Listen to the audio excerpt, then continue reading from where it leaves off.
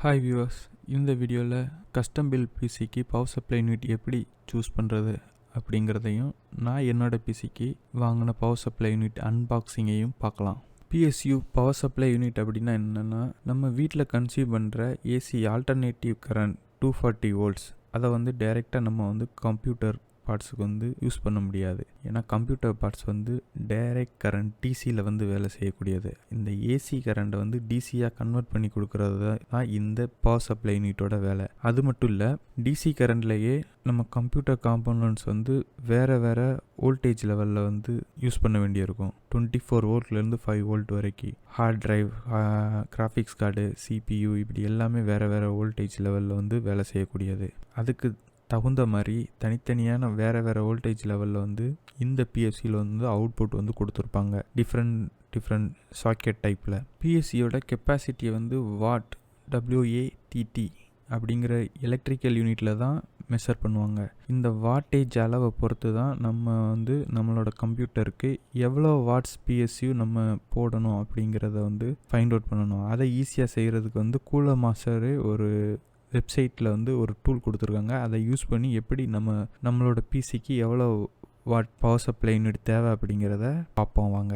சரியான power supply யூனிட்டை choose பண்ணுறதுக்கு கூலர் மாஸ்டரே அதுக்கு எப்படி கால்குலேட் பண்ணுறது அப்படிங்கிறத இந்த வெப்சைட்டில் கொடுத்துருக்காங்க. இந்த வெப்சைட்டில் நம்ம CPU type, motherboard type, அப்புறம் என்ன கிராஃபிக்ஸ் கார்டு, ரேம் எத்தனை யூஸ் பண்ணுறோம், அப்புறம் SSD எத்தனை, ஹார்ட் டிஸ்க் எத்தனை, ஆப்டிக்கல் டிரைவ் இருக்கா, CD டிரைவ் இருக்கா, அது என்ன அப்படிங்கிறத செலக்ட் பண்ணோம் அப்படின்னா இதுவே கரெக்டாக எவ்வளோ வாட்டேஜ் ரெக்கமெண்ட் பண்ணும் நமக்கு. ஸோ அதே அளவோ இல்லை அதோட ஒரு 10% கூடயோ நம்ம சூஸ் பண்ணிக்கிட்டோம் அப்படின்னா நல்லது.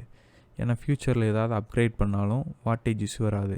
கம்ப்யூட்டருக்கு CPU எவ்வளோ முக்கியமோ அதே அளவு முக்கியம் பவர் சப்ளை யூனிட்டு. ஏன் முக்கியம் அப்படின்னு சொல்கிறேன்னா, ஒரு 600 வாட்ஸ் கன்சியூம் பண்ணுற ஒரு பிசிக்கு ஒரு 400 வாட்ஸ் பவர் சப்ளை யூனிட்டை போட்டோம் அப்படின்னா அதில் ஹீட்டிங் இஷ்யூ, அப்புறம் உங்கள் மதர் போர்டே ஃபெயிலியர் ஆகுது, ஷார்ட் சர்க்கியூட்டு அந்த மாதிரி கேசஸில் உங்கள் மதர் போர்டே ஃபெயிலியர் ஆகிறதுக்கு சான்சஸ் இருக்குது. அதனால் எப்போவுமே கரெக்டான ரெக்கமெண்ட் சைஸில் பவர் சப்ளை யூனிட் சூஸ் பண்ணுறது ரொம்ப முக்கியம். இப்போ நம்ம பிசிக்கு நம்ம Intel CPU socket type CPU socket type அப்புறம் பவர் சப்ளைடா CPU model, motherboard form factor ADX, GPU brand NVIDIA, graphics card 750 Ti 1, memory model DDR4 8 gig, 4 storage 21, hard disk 5, optical drive Blu-ray 1.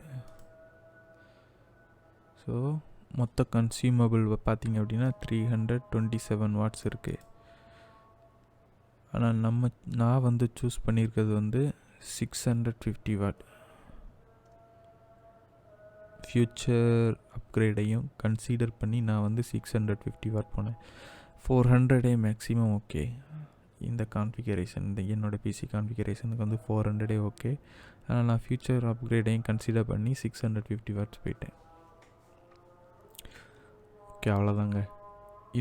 இந்த வெப்சைட் லிங்கு கீழே டிஸ்கிரிப்ஷனில் இருக்குது. உங்களுக்கு தேவைன்னா நீங்களும் use பண்ணிக்கோங்க.